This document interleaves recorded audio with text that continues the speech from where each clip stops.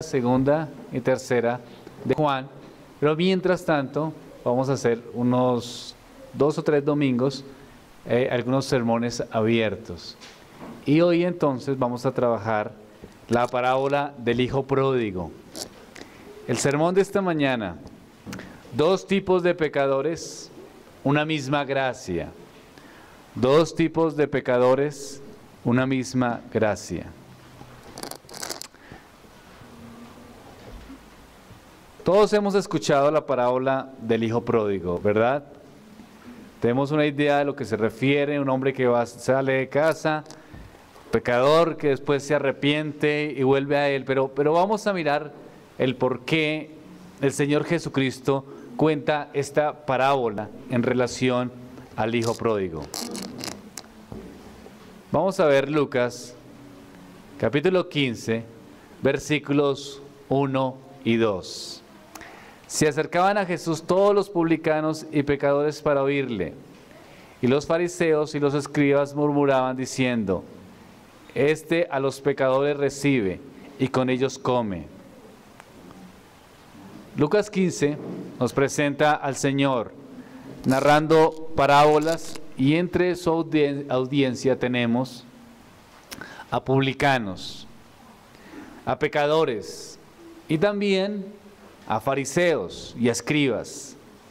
Para los fariseos, estamos viendo un poco del contexto de la parábola del buen samaritano, del hijo pródigo.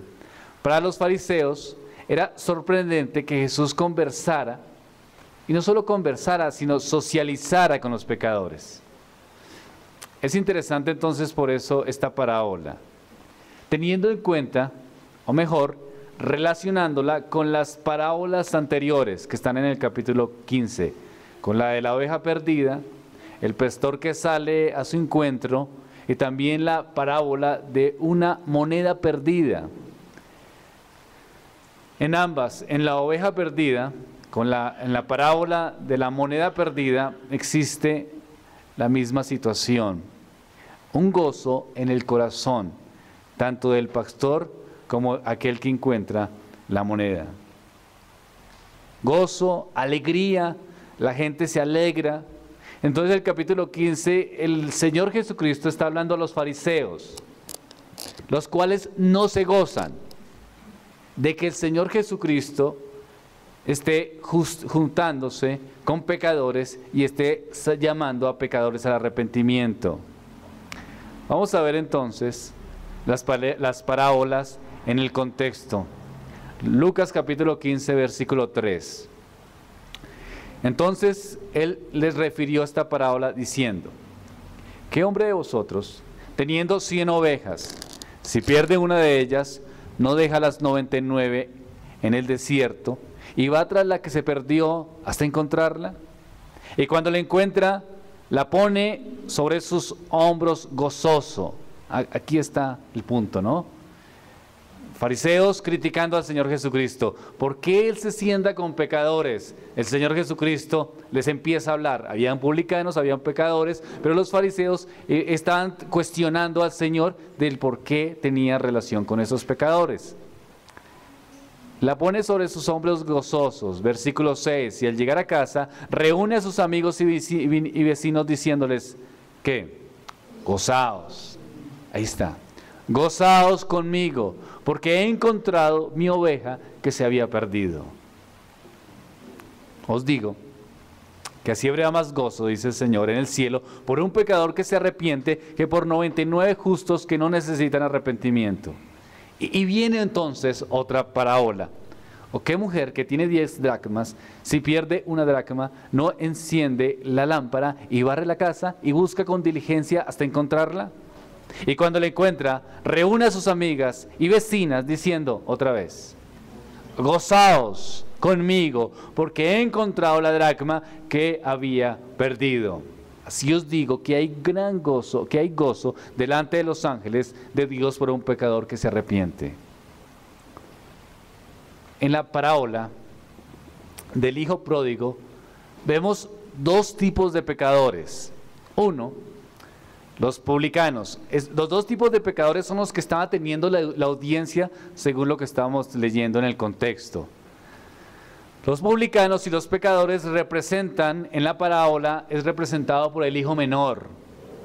Este es el tipo de persona que vive una vida inmoral, es un rebelde, su pecaminosidad es totalmente abierta y escandalosa. Y hay otro tipo de pecador, el hijo mayor. ¿A quién representa el hijo mayor? A los moralistas, a los fariseos, a los escribas, a los que creen que su conciencia está totalmente tranquila y que hacen lo correcto. Dos tipos de pecadores: el publicano, el pagano, el que se regocija en su pecado, el que manifiesta abiertamente su maldad, y el otro tipo de pecador, el que se cree bueno. El pecador que cree que está haciendo lo correcto, el pecador que dice no mato, no robo, realmente yo soy muy buena gente, yo vengo aquí a la iglesia porque casi que estoy haciéndole un favor a Dios, porque yo soy tan buena gente. Son dos tipos de pecadores. Cuando predicamos el Evangelio, nos vamos a encontrar con estos dos tipos de pecadores. O unos como el hijo menor, que representa la maldad claramente y abiertamente con su pecado, o como el hijo mayor, que cree que es muy bueno y que es muy moralista y que no cree y no necesita la salvación. Ambos son igual de pecadores y ambos están perdidos. Lo que vamos a trabajar en esta mañana, y de pronto si no alcanzamos el próximo domingo, es cada uno de los hijos, los dos tipos de pecado, las manifestaciones de la gracia en estos dos tipos de maldad y de pecado. Aunque existen diferencias entre las otras dos parábolas, es interesante notar que la parábola del hijo pródigo, lo que se destaca es la comunicación que se da, es decir, hay diálogos. Vamos a leer entonces la parábola. Lucas capítulo 15, versículo 11. También dijo: un hombre tenía 2 hijos, y el menor de ellos dijo a su padre: Padre, dame la parte de los bienes que me corresponde. Y le repartió los bienes. No muchos días después, juntándolo todo, el hijo menor se fue lejos a una provincia apartada, y allí desperdició sus bienes, viviendo perdidamente. Y cuando todo lo hubo malgastado, vino una gran hambre en aquella provincia, y comenzó a faltarle. Y fue y se arrimó a uno de los ciudadanos de aquella tierra, el cual le envió a su hacienda para que apacentase cerdos. Y deseaba llenar su vientre las algarrobas que comían los cerdos, pero nadie le daba. Y volviendo en sí, dijo: ¿cuántos jornaleros en casa de mi padre tienen abundancia de pan, y yo aquí perezco de hambre? Me levantaré e iré a mi padre y le diré: Padre, he pecado contra el cielo y contra ti, ya no soy digno de ser llamado tu hijo, hazme como a uno de tus jornaleros. Y levantándose, vino a su padre. Y cuando aún estando lejos lo vio su padre, y fue movido a misericordia, y corrió y se echó sobre su cuello y le besó.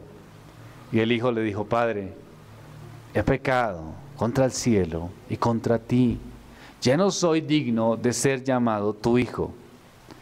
Pero el padre dijo a sus siervos: sacad el mejor vestido y vestidle, y poner un anillo en su mano y calzado en sus pies, y trae el becerro gordo y matadlo, y comamos y hagamos fiesta, porque mi hijo muerto era y ha revivido, se había perdido y es hallado.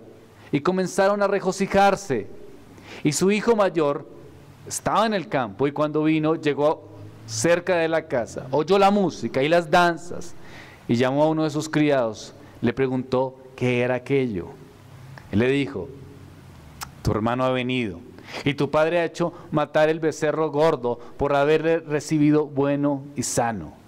Entonces se enojó y no quería entrar. Salió por tanto su padre y le rogaba que entrase. Mas él respondió, dijo al padre: he aquí, tantos años te sirvo, no habiéndote desobedecido jamás, y nunca me has dado ni a un cabrito para gozarme con mis amigos. Pero cuando vino tu hijo, que ha consumido tus bienes con rameras, has hecho matar para el becerro gordo.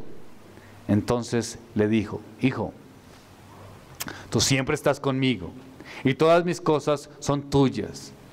Mas era necesario hacer fiesta y regocijarnos, porque tu hermano era muerto y ha revivido. Se había perdido y es hallado. Lindo, ¿no? Ya miramos el contexto, reflexionamos un poco en lo que queremos hacer, en representar los dos hijos. Ahora vamos a trabajar el pasaje. Iniciaremos con el primer pecador. ¿Cuál es? El hijo menor, ¿verdad? Dice el versículo 11 al 13. Un hombre tenía 2 hijos. El menor de ellos dijo a su padre, Padre, dame la parte de los bienes que me corresponde, y le repartió los bienes. No muchos días después, juntándolo todo, el hijo menor se fue lejos a su provincia apartada y allí desperdició sus bienes, viviendo perdidamente. Aquí vemos a este hijo pródigo.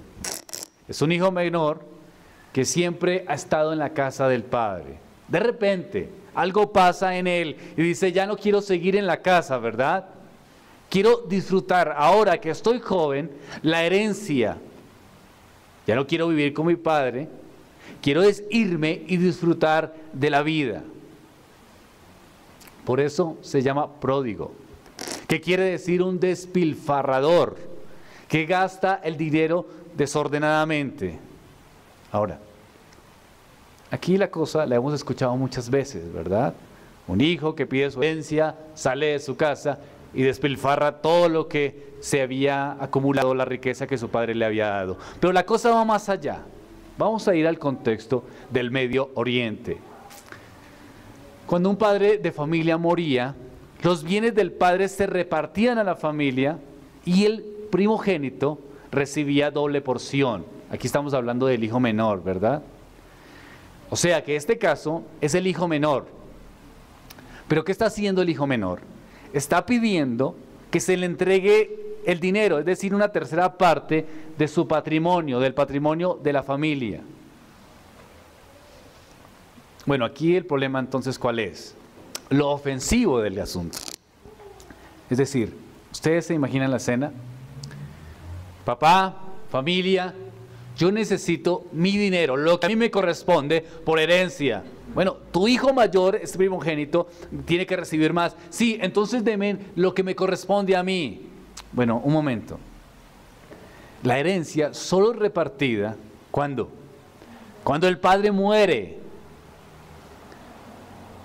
¿Tú me estás pidiendo la herencia ahora mismo sin que yo haya muerto? Sí. Es tan equivalente en el pensamiento oriental como desearle la muerte. Eso es lo que está queriendo este hijo menor. Está diciendo, yo quiero vivir según el dinero que hemos trabajado y que tú tienes, según lo que me corresponde a mí. Quiero salir de aquí, quiero vivir según me parezca, como si tú hubieses muerto. No le importaba a su familia. Solo tenía una cosa en su conciencia, no le importaba lo que pensara su padre, lo que pensaran sus hermanos, lo que pensara su mamá, solo quería satisfacerse a sí mismo. Era un hombre totalmente egoísta. Oye, ¿qué es lo que está pasando? Estás actuando de una manera horrible, no es que todavía estoy vivo, no me he muerto, sí, yo lo sé, pero yo quiero vivir como si tú hubieses muerto ya. Esta petición, queridos hermanos, para que le miremos la gravedad del asunto, era un insulto al padre. Y además de ser un insulto al padre, ponía en riesgo el bienestar de la familia. Es decir, el padre tenía que salir, vender las cosas y entregarle el dinero en efectivo a su hijo de lo que tenía en parcelas o en animales. Tenía que ir a venderlo y entregarle el dinero en efectivo. La familia se reduciría, tenía una reducción de su patrimonio. Es decir, sale, queda sin dinero, deshonra al padre. Ahora, ¿qué van a pensar los vecinos? ¿Qué van a pensar los vecinos y los amigos? El padre estaba siendo totalmente avergonzado ante la comunidad por el menosprecio y la conducta rebelde y egoísta del hijo menor. Él solo tenía un propósito en su mente. satisfacerse a sí mismo. No le importaba el sufrimiento que iba a tener su familia, no le importaba que su familia iba a tener una problemática económica. Lo único que quería era un bienestar personal, tener su dinero e irse y disfrutar según le pareciera. Su padre fue deshonrado totalmente. Fue menospreciado y las demás personas de la comunidad, me imagino que llegarían a pensar, ¿qué pasó con este? Miren, su hijo menor le pidió de una vez su herencia y huyó, se fue lejos de él. No le importó nada de lo que él viviera, es decir, una deshonra total para su familia. Miramos el versículo 13. Muchos días después, juntándolo todo, el hijo menor se fue lejos, a una provincia apartada, y allí desperdició sus bienes, viviendo perdidamente. Él era un hombre despilfarrador, su padre y su familia quedó sufriendo, pero él sale, gastando todos sus propios bienes en deleites, gastando su dinero en vicios, en borracheras. Este hijo pródigo quiso gastar todos los bienes en lugar de estarse con el padre. Prefirió vivir la vida de acuerdo como él quería, metiéndose en las situaciones de desesperanza total. Este joven, en cuestión de tiempo, despilfarró todo su dinero y se encontró en una situación totalmente difícil, pero disfrutó de lo que él pensaba que era la vida, es decir, no pensaba en el mañana, sino solamente en el presente. Miremos lo que dice la parábola, que es interesante. Se fue lejos a una provincia apartada. A ver, yo pensaría lo siguiente, el hijo menor dice, voy a deshonrar, yo quiero mi dinero, deshonra al padre, hace sufrir a la familia, todo el mundo preocupado, y ahora ¿qué hacemos? Nuestro hijo menor, ¿cuál sería la actitud de la mamá? Me imagino que también de mucho sufrimiento. ¿Qué pasa con mi hijo menor? ¿Por qué está actuando de esta manera? ¿Por qué nos está deshonrando? Ahora todos los vecinos van a decir que somos los familiares de un borracho que se aleja. ¡Qué vergüenza! ¿Qué hace el hijo menor? Se va lejos. Dice que a una provincia apartada. ¿Por qué? ¿Por qué se va a una provincia apartada? Porque no simplemente toma su dinero y se va a una localidad cercana y forma su casa, compra tal vez un lote, compra unos bienes y empieza a construir su propia bienestar. Porque él tenía algo claro en su mente. No era simplemente porque estaba aburrido en la casa y quería la independencia. ¿Qué quería este hijo menor? Quería vivir una vida totalmente desordenada. Si lo hacía cerca, donde hubiesen amigos, conocidos, ¿qué iba a pasar? Que los familiares iban a apelar a su conciencia, ¿verdad? Cuando alguien está en deshonestidad, cuando alguien está en borracheras, en lujurias, en pecados, ¿qué pasa con los amigos? ¿Qué le dicen? Oiga, no haga eso, mire, su papá, su mamá está sufriendo en la casa, no haga esto, ¿por qué se está portando mal? ¿A dónde acudimos los familiares y los amigos? A la conciencia del individuo, ¿verdad? Mira, estás pecando, no lo hagas. Este joven menor, este hijo menor, no quería eso. A ver, yo quiero mi dinero, pero quiero salir a un lugar muy apartado para que ninguna persona se acerque a mí a tratar de que mi conciencia sea cambiada y convencerme para que abandone mi pecado. Yo quería degustar, es el hijo menor, degustar del pecado claramente y que sin objeciones. Qué pereza, ¿no? Cuando hay personas que tienen que tratar de ir a nuestras conciencias a tratar de que cambiemos. ¿Cuántas personas no se acercan a los pecadores para decirles, oye, estás pecando contra Dios? ¿Y cómo son recibidos? Aléjese, son mis problemas. ¿Cuántas personas se acercan y le dicen, estás pecando contra Dios, estás pecando contra tu familia, contra tus seres queridos, estás tratando en contra de la verdad del Evangelio, estás destruyéndote? ¿Y cómo responden los pecadores? ¿O cómo respondíamos nosotros? No quiero que te acerques a mí, quiero seguir en mi pecado, quiero seguir haciendo lo que mis propios deseos quieren hacer. Esto era lo que quería hacer este joven o este hijo menor? Muy parecido a Jonás, ¿verdad? Que quería irse fuera de la presencia de Dios, buscó escapar de la voluntad de Dios. Igual este hijo pródigo quería alejarse de la presencia de su padre, lejos de sus hermanos, lejos de sus padres, lejos de cualquiera que pudiera ayudarle o que quisiera apelar a su conciencia. ¿Para qué? Para estar perdido en las comodidades de este mundo, disfrutando todo lo que le pareciera, y gastó todo hasta el último peso, dice la parábola, hasta cuando llegó ¿qué? Una época de escasez. Vamos a ver Lucas 15, 14. Y cuando todo lo hubo malgastado, vino gran hambre en aquella provincia y comenzó a faltarle. Este hombre quedó sin nada. Parece que había una crisis en aquella ciudad, en aquel país. Pues vemos que él se acerca a un hombre y le pide comida para los cerdos, y sus vecinos de la ciudad no lo ayudan. Versículo 16 dice: y deseaba llenar su vientre de las algarrobas que comían los cerdos. ¿Pero qué? O sea, la situación tendría que estar muy grave, ¿verdad? El hombre tenía mucho deseo de comer, ve los cerdos, ve sus algarrobas y se acerca a los familiares, a sus amigos o a los vecinos y le dice: yo quiero comer las algarrobas que están comiendo los cerdos. Pero dice el texto bíblico que la gente no se las daba. Son para mis cerdos, no son para ti. Estamos en una situación económica difícil. Yo necesito conservar mis cerdos. Tal vez la situación se puso tan mal que los cerdos, según la parábola, estaban mejor que este hombre. Los cerdos eran alimentados con algarrobas, pero ¿qué son las algarrobas? Eran como unos granos, como unas habas. El deseo de este hombre es que alguien le diera un poco de esas algarrobas de los cerdos.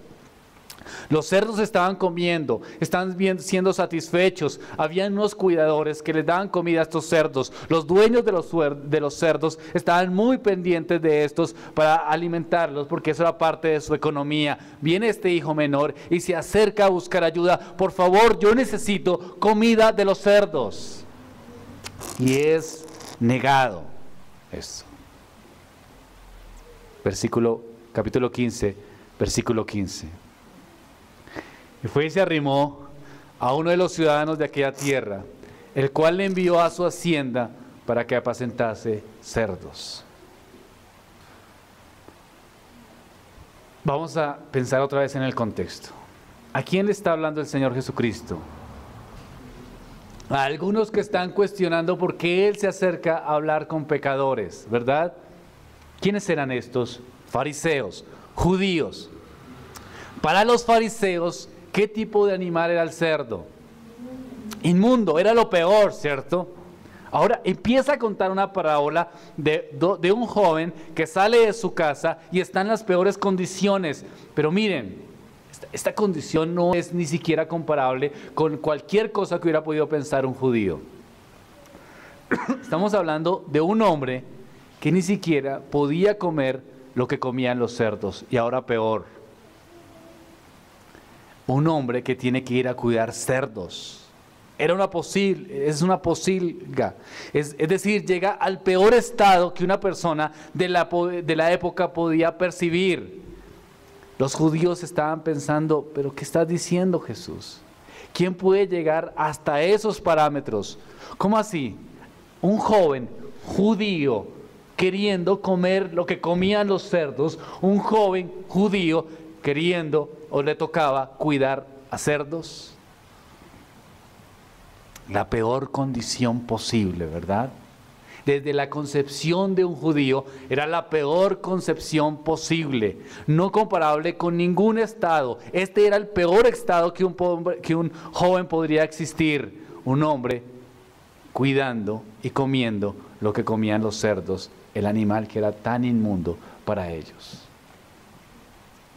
Tremenda situación, ¿cierto? Ahora, Este joven se ve en una situación donde nunca se imaginó, una situación de total miseria. ¿Por qué? Porque él salió de su casa buscando ¿qué? La felicidad. Padre, dame los bienes, yo necesito salir de aquí, necesito irme lejos a buscar la felicidad. A este lugar nos llevan nuestras decisiones. Cuando nos apartamos de la verdad de Dios y nos metemos bajo el control de nuestras propias vidas, de nuestros propios deseos. Este joven fue guiado por sus deseos, por sus emociones, por su corazón engañoso y por sus pasiones. Él quería encontrar la felicidad. Ahora, ¿ustedes creen que este joven en algún momento, cuando le pidió la herencia a su padre, pensó, padre, yo necesito ir porque necesito ser formado, entonces voy a ir a un sitio, voy a gastarme todo y después regreso? ¿Será que pensó así? No, estaba totalmente descontrolado. Él solo quería una cosa: disfrutar, gozar de la vida, pasar buen tiempo, gastar todo el dinero en las cosas que podrían hacerlo feliz. Este es el engaño del mundo, ¿verdad? El engaño del mundo. El mundo nos está ofreciendo una felicidad, nos hace gastar todas nuestras emociones, nuestros pensamientos, nuestros recursos, pensando en que podremos llegar a ser felices, pero ¿qué nos deja después? La total miseria. Este joven entonces, le sucedió lo que le sucede a todas las personas que se entregan a los placeres de este mundo. ¿Qué pasa? Que disfrutan por un tiempo, pero las consecuencias de esta vida desenfrenada un día los alcanzan. Cosechan lo que sembraron. El pecado, queridos hermanos, es cruel. ¿Por qué es cruel? El pecado promete. ¿Qué promete el pecado? Placeres, deleites. Pero cuando viene la prueba, te abandona, te pisotea y te maltrata. Podemos analizar lo siguiente: ¿dónde están los amigos de la fiesta? ¿Ustedes creen que este hombre tomaba solo? ¿Se emborrachaba solo? No, cierto que no, porque dice que iba y gastaba todo ¿en qué? Dice el versículo, ¿no? En perdición, es decir, estaba con amigos de fiesta. Dice el hijo mayor que este se lo gastó en rameras. ¿Dónde están las rameras? ¿Dónde están los amigos de la fiesta? ¿Dónde están todos los que celebraban con él, festejando, rumbeando, emborrachándose, tomando, disfrutando de los deseos, de las pasiones, de la vergüenza? ¿Dónde están? Ni siquiera les dan de la comida de los cerdos. No tenía ni siquiera un amigo que le diera cualquier cosa para poder calmar su hambre. Estaba tirado en la miseria, en la total miseria y el total desconsuelo. Así es el pecado, queridos hermanos. Mientras él deseaba, mientras él tenía, ellos estaban a su lado. Pero cuando se le agotaron los recursos, ¿qué pasó? Se desaparecieron. El pecado es así, es cruel, es engañoso, nos llama, nos estimula, nos anima, nos está ofreciendo constantemente. Mira lo que tú vas a disfrutar. Si ves esto es un gran gozo. ¿Qué tienes? ¿Te sientes aburrido? Mira, aquí está la respuesta. Está el placer en la sexualidad, en las borracheras, en los deseos. Ahí está el placer. Mira, tú te sientes aburrido porque no te encuentras en ti mismo, pero ahora sí yo te voy a ofrecer algo especial para que tengas tranquilidad. El corazón de los hombres nos engaña y decimos, sí queremos hacerlo. Este joven estaba en su casa tranquilo, recibiendo los beneficios de su padre, pero un día se desespera y no piensa en nada más. ¿Creen ustedes que el padre no trató de persuadirlo? ¿Creen ustedes que los amigos no trataron de persuadirlo? Escucha, no hagas esto, no es lo correcto, no me importa, yo solo quiero saciar mis propios deseos y buscar la felicidad. Por eso el joven rico sale y se aleja de todos y no quiere a nadie que le hable a su conciencia. Quiere vivir solo porque quiere estar tomando, emborrachándose y disfrutando sus pasiones sin ningún obstáculo para su conciencia. Cuando todo se acaba, los amigos de fiesta, los amigos de borrachera lo abandonan. El pecado es totalmente cruel y engañoso. Ahora, en esa posición, en esta situación, ¿qué pasa? Lucas 15, 17. Y volviéndose en sí dijo: ¿cuántos jornaleros en la casa de mi padre tienen abundancia de pan? Y yo aquí perezco de hambre. Me gusta esta expresión interesante, muy buena, ¿listo? ¿Qué dice el texto? Y volviéndose, ¿qué? En sí. O sea, es como si hubiera estado durmiendo y despertara. Se da cuenta de la verdadera condición y viene el arrepentimiento. Estaba totalmente ciego. Estaba dormido en el pecado y en sus pasiones. ¿Nos ha pasado eso, queridos hermanos? Bueno, a mí me ha pasado, ¿no? Totalmente cegado, que por más que nos escuchamos la voz de los amigos, la voz de la predicación, la voz de Dios, siempre estamos con nuestra mente nublada. Conocí el caso hace poco de una joven de una iglesia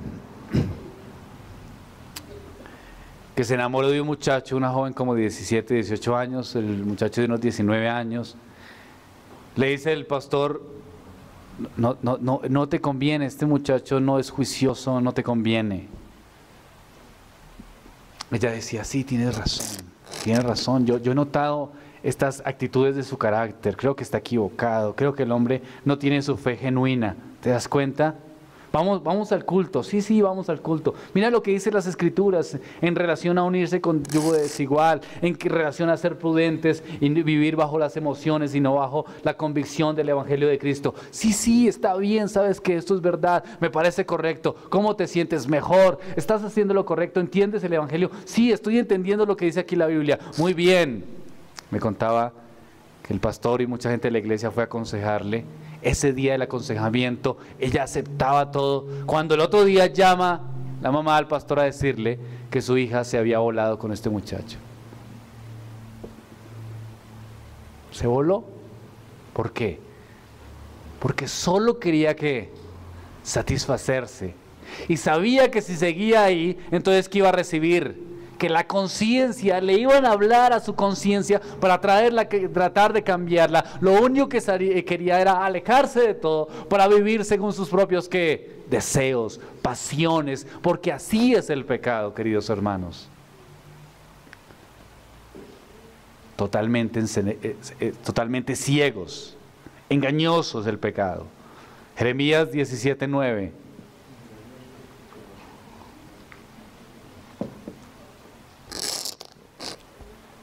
Engañoso es el corazón. Mire lo que dice aquí: más que todas las cosas. Bueno, pero el Señor no se queda con eso, ¿no? No solamente nos dice que es engañoso, sino que nos dice que es perverso. ¿Cómo así? Aquí la idea es que el pecado nos ciega tanto que pensamos que estamos haciendo lo correcto. Así es el pecado, es decir, las personas cuando estamos en nuestra condición pecaminosa, haciendo todo lo que Dios detesta, estamos pensando: estoy haciendo el bien.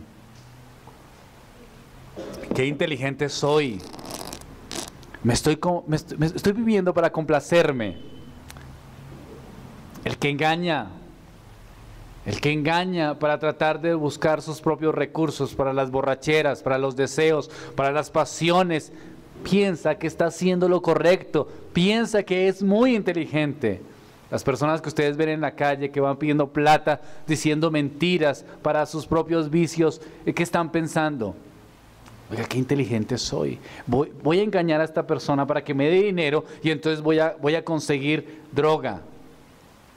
Piensa, el engaño del pecado nos hace pensar que estamos haciendo lo correcto. a no ser que como el hijo menor volvamos en sí.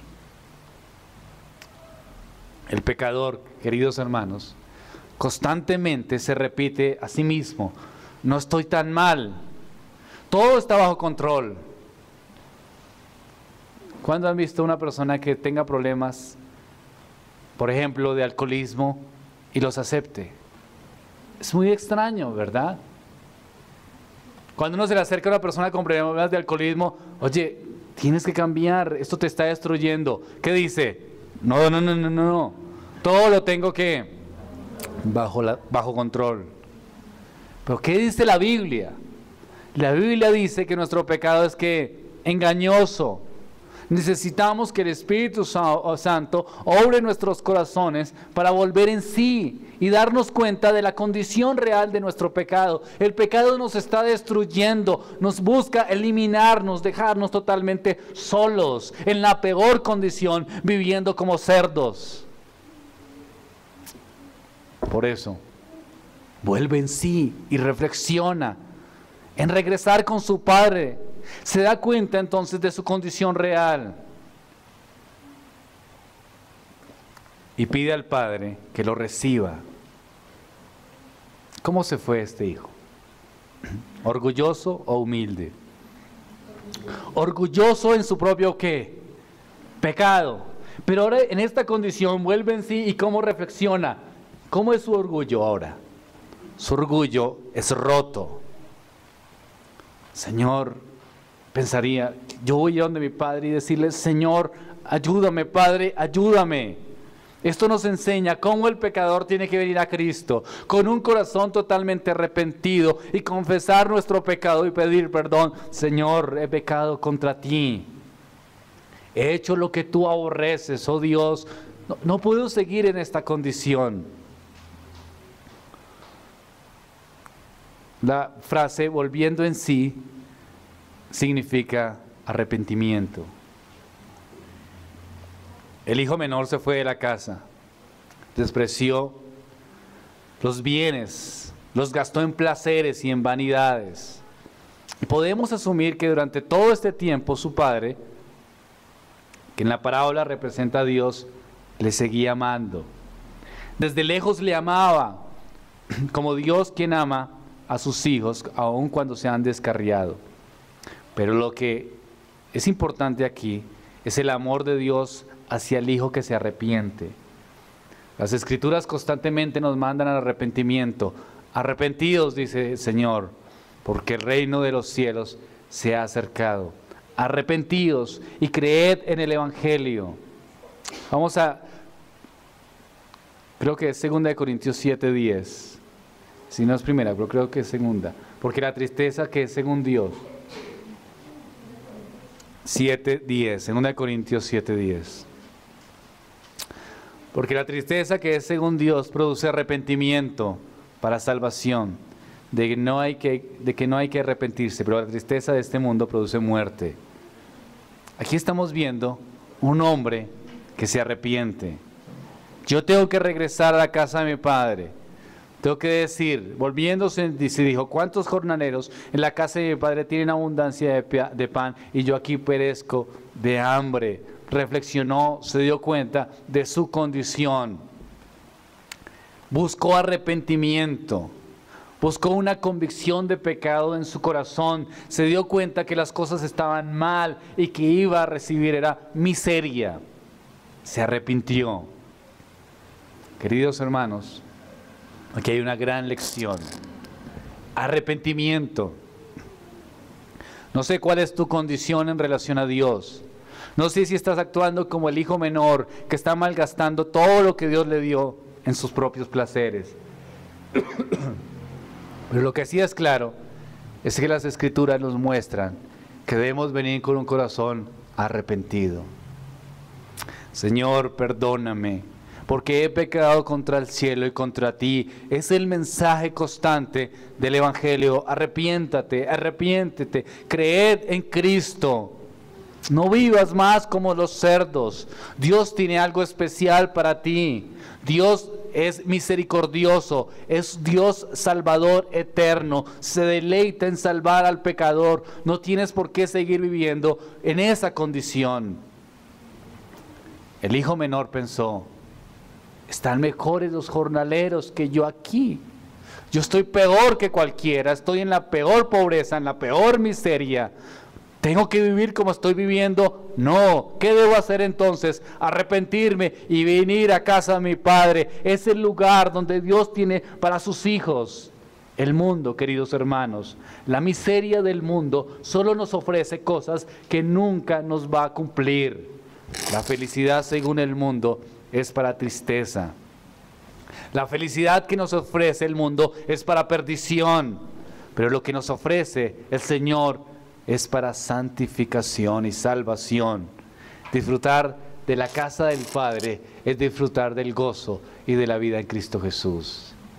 Este es el llamado, queridos hermanos, en esta primera parte del sermón. Busquemos a Cristo con un corazón arrepentido. Vengamos a Él, volvamos en sí, pidámosle al Señor que nos dé la luz de la verdad y que no sigamos más bajo el engaño que nos tiene amedrentados y camino al infierno, sino que podamos disfrutar de ese gozo en Cristo Jesús, en su eternidad y en su gracia. Bien, hermanos, vamos a orar al Señor.